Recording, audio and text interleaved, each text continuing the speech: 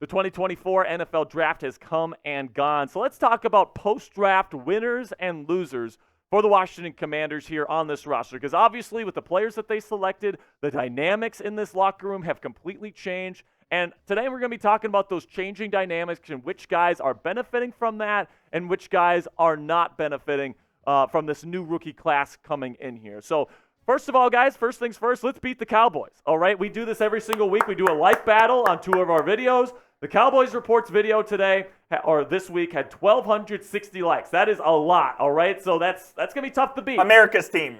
Shut up, Coop, okay? Cowboys fan Coop over here talking smack. But we can beat them, folks. Click that thumbs up icon right at the top of today's show. It takes a half second of your time, and we can shut Coop up. The Cowboys stink. They haven't won a Super Bowl since 1996, yet the Commanders have somehow managed to not win one since before that.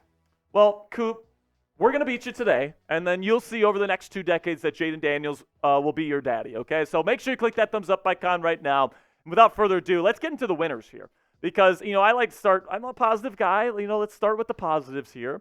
And we're going to start with somebody that you guys know I'm not the biggest fan of, but I think definitely benefited from the moves that the Commanders ended up making this past week, and that's Kliff Kingsbury, the offensive coordinator.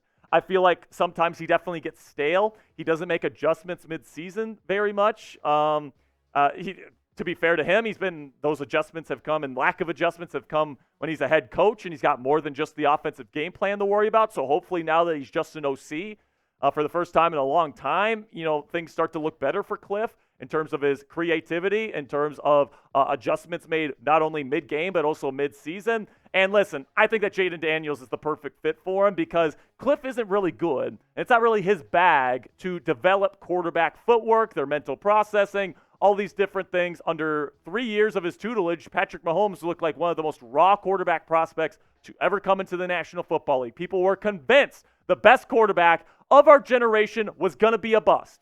People forget about that. Who was he under for 3 years? Kliff Kingsbury, and with that type of talent, Kingsbury had a losing record with that kind of QB. All right, so he needs somebody that's relatively polished. That's Jaden Daniels. He can bail him out of bad play calls with his legs, and he's got really good throwing mechanics, really clean throwing mechanics, and good pocket footwork. Decent mental processor as well heading into the league. So I think Jaden and Kliff are a good match. Plus, you get more offensive players, Luke McCaffrey, Ben Sinnott, Brandon Coleman. Hopefully, a number of those guys hit for you guys.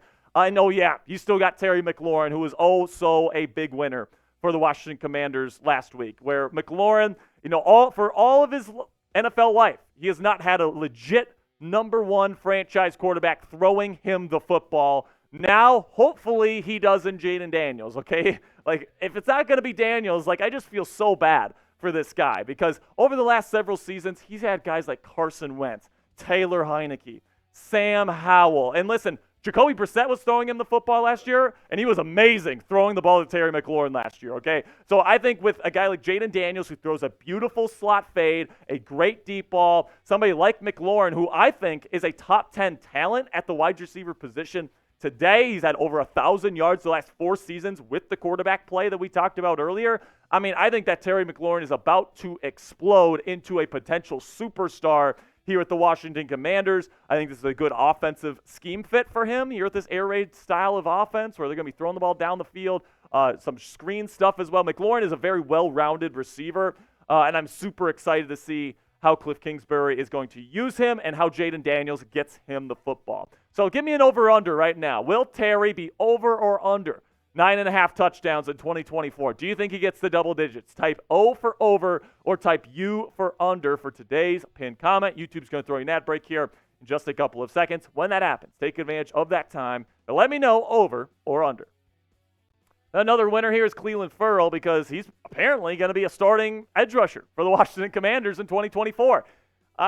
When you got rid of Montez Sweat and Chase Young last year, you were kind of hoping that your starting edge duo heading into the next season would be something a little bit better than Dorrance Armstrong and Clelin Ferrell. But they just didn't address this need in the draft. It was one of my biggest gripes with this draft, if I'm being honest with you. You did get Johnny Newton to add to Daron Payne and Jonathan Allen. This is an awesome interior pass rush, okay? Plain and simply, it's awesome. Might be one of the best, if not the best in football. but you're not going to be able to generate much off the edge. And I think Dan Quinn and Joe Witt Jr. are going to have to get quite inventive in terms of how they're going to be able to create pressure. But hey, from Clelin Ferrell's perspective, he's going to be a starter this year when, honestly, he probably shouldn't be. So at the end of the day, he is a winner. Unless the Commanders go out and make another signing here and go out and get another edge rusher, because there are some interesting options out there. Carl Lawson, he can't seem to stay healthy, but when he's on the field, athletic freak. He's been a number one guy for an NFL team before. And then Yannick Ngakoue, he kind of had a dip in production last year with the Bears, but he dealt with injuries. And before that, he's a double-digit sack machine like every single year. So if you're looking for pass rush, these are two guys that I think you can consider. I go over my entire list of post-draft NFL free agency targets for your Washington Commanders in a video we put out earlier this week. So make sure you go check that out right now. I'm going to put the link in the comments and description of today's show. So coming up here, when we come back from the break here, post-draft losers for the Washington Commanders. It's a longer list because, honestly, guys, if you're bringing in rookies, there's going to be guys losing certain positioning, in the locker room here. So we'll get into this here in just a second. But first, we talked about Scary Terry McLaurin and why I think he's about to have the best year of his NFL career to this point. If you believe in him, and if you are right there with me, and you think Scary Terry's going to be awesome this year, our friends at Fanatics have an awesome and stylish Scary Terry McLaurin t-shirt available for you guys on their website right now. You can go chatsports.com/scary. It's white, so you can wear it during the summer months. It's not going to get too hot, all these different things. If you're a Commanders fan, you love Scary Terry McLaurin, you want a nice shirt to wear during the summer or training camp coming up here towards the end of the summer, go to chatsports.com/scary to get your t-shirt today. So some losers here. Jamin Davis has been a big loser throughout the entire offseason, honestly. He's had legal issues, and the Washington Commanders are bringing in people to replace his spots in the inside linebacker room. Last year he was the number one linebacker on this team, and now he's at best the third linebacker in this rotation. And it really does seem like Dan Quinn and Joe Witt Jr. and Adam Peters, they're starting to phase him out.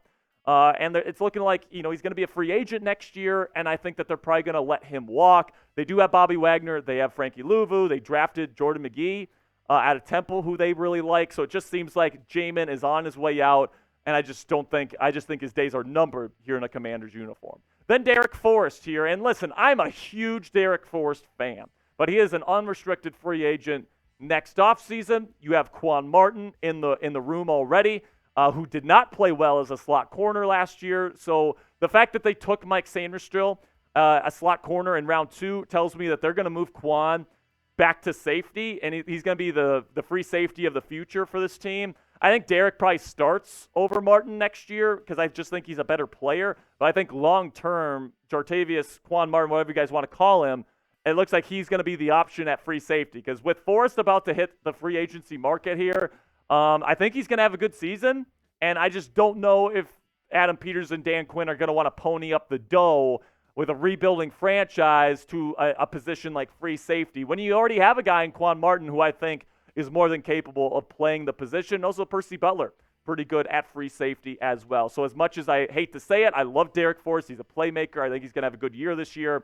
It looks like this might be his last year in a Commander's uniform. Now, if you can keep only one, let me know down there in the comment section. DF for Darrick Forrest or QM for Quan Martin. Let me know how you're feeling down there in the comment section when you get a sec. Another loser, Phidarian Mathis. This one's pretty obvious because of the Johnny Newton pick. Phidarian might work his way on from time to time as a run blocker. That's pretty much all he's good for, man. He's not much of a pass rusher, if I'm being honest with you.